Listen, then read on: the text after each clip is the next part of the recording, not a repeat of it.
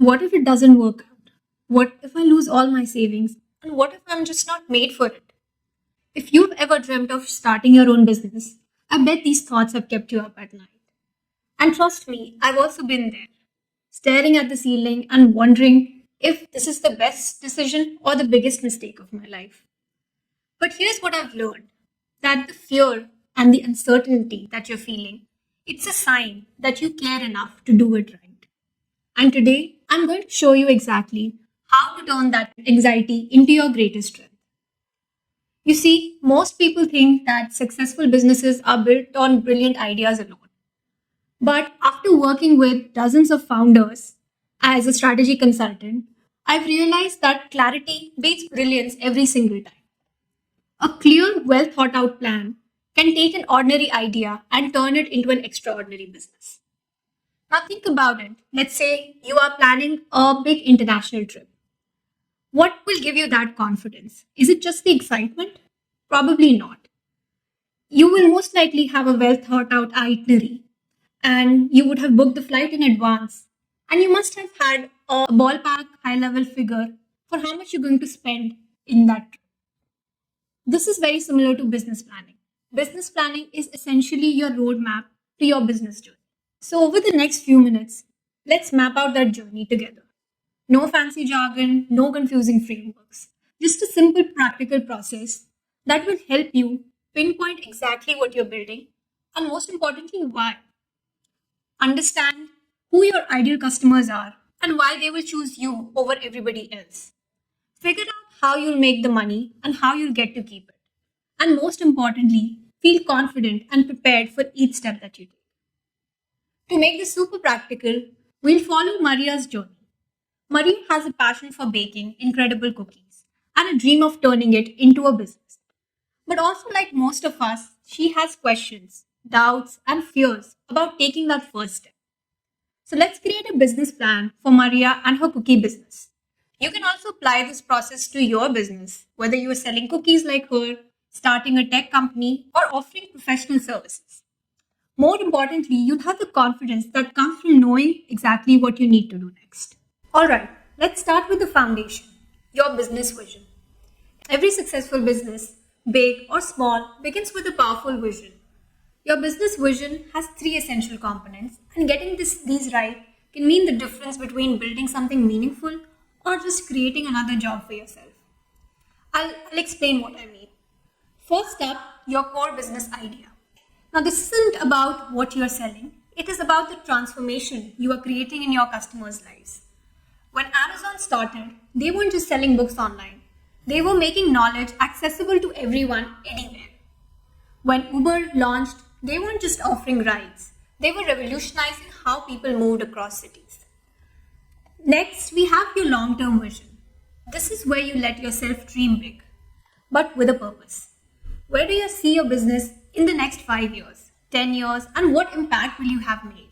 How will your industry be different because your business existed? And finally, the most crucial part, your motivation, your why. This is what will keep you going when things get tough. And trust me, they will. Studies show that businesses driven by purpose not only make profit, but are more likely to succeed in their first 5 years. Let's see how this works in real life for Maria. Her business idea, what exactly does she want to do? Maria's idea is simple. She wants to sell fresh, homemade cookies using her grandmother's recipes and delivering happiness to her customers. Her long term vision is her dream of having her own cookie shop in the city center, with maybe even a small chain of stores one day. That's thinking big.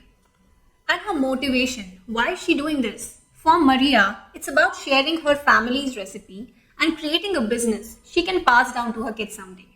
Plus, who doesn't want to make people happy with cookies? Let's take a moment and think about your own vision. What's your core idea? Where do you see yourself in the future? And most importantly, what's your why? Jot it down, and it's the first step to making your dream a reality.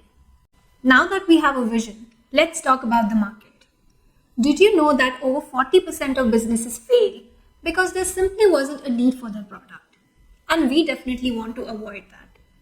Let's take Maria's example. Maria isn't just selling cookies, she's actually selling fresh homemade treats, family recipe with a story, convenient delivery, and gift options for special occasions. Now let's see who will buy her products. Maria thinks about who might buy her cookies.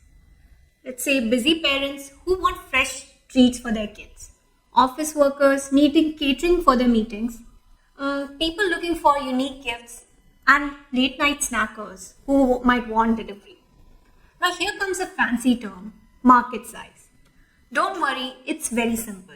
It just means how many people might actually be interested in buying a product. Let me break it down with Maria's cooking business. Her city has 300,000 people.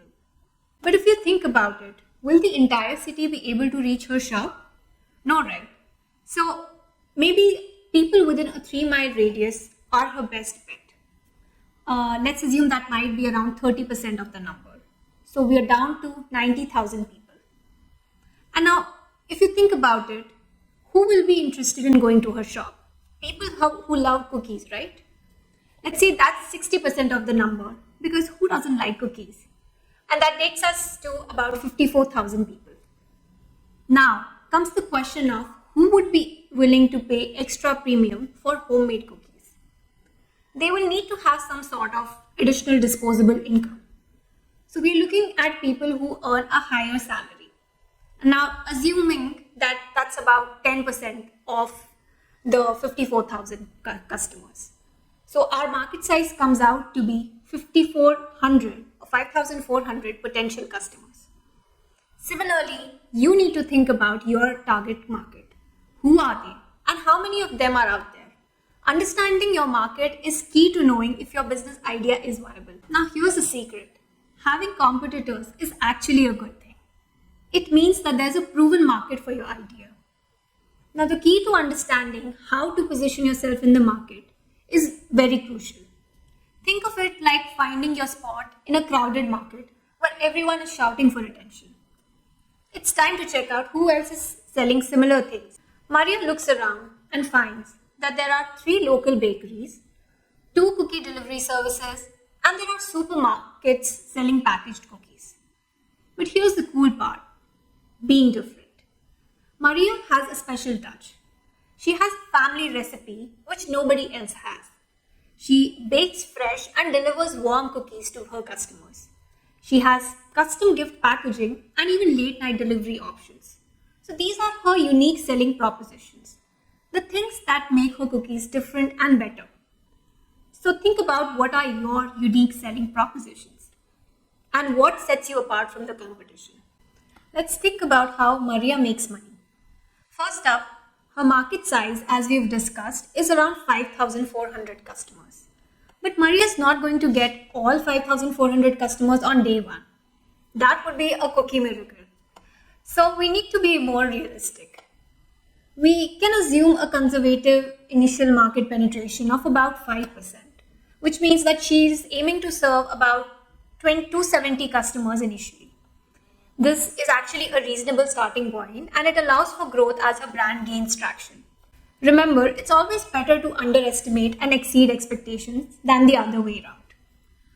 Now let's get to the pricing. Maria's cookies are gourmet and made with high quality ingredients.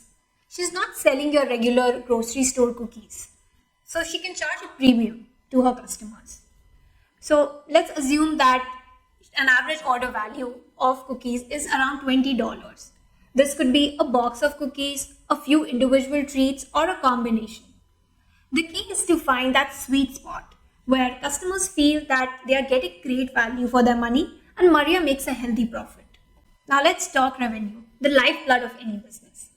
With around 270 customers spending an average of $20 each, Maria's projected initial monthly revenue is $5,400. That is a good starting point and this gives her a good foundation to build upon. But Maria would also incur some costs. Let's say her initial cost of making the cookies and buying the ingredients is around 30% of her revenue.